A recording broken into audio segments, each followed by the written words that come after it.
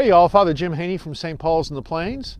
I'm out here in the Texas Panhandle by an original chunk of the old Route 66, the romantic Mother Road from Chicago to Los Angeles.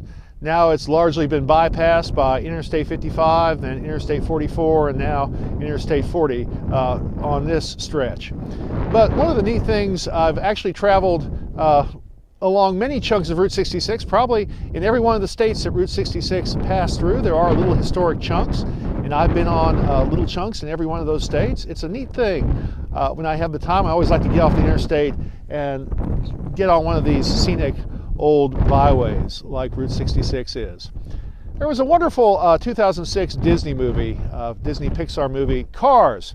And it was about Route 66 and the small towns that were in decline that got bypassed when the interstate took travelers off of Route 66 and along more speedy highways. I-40 is just about a mile and a half that way. You can maybe even see some trucks in the very background speeding along I-40 while there is almost no traffic here on this little stretch of the old romantic road.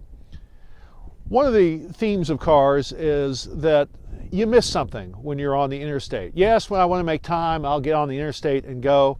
But there is something about, as Robert Frost says, traveling the road that is less traveled.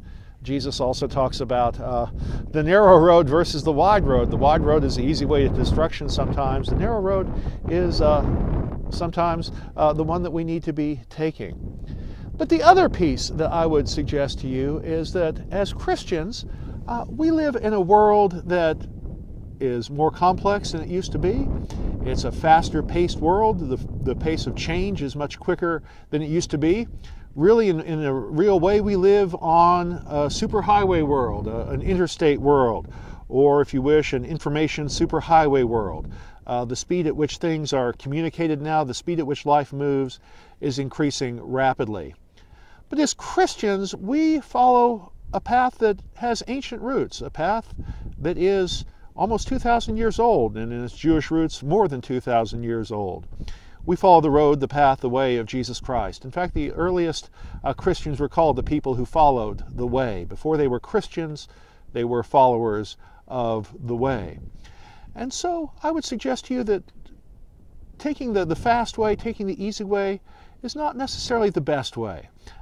In our culture, we may seem antiquated as a little old stretch of Route 66, and yet the road less traveled is the road that brings life, whereas you can miss a lot of life if you're off on the interstate.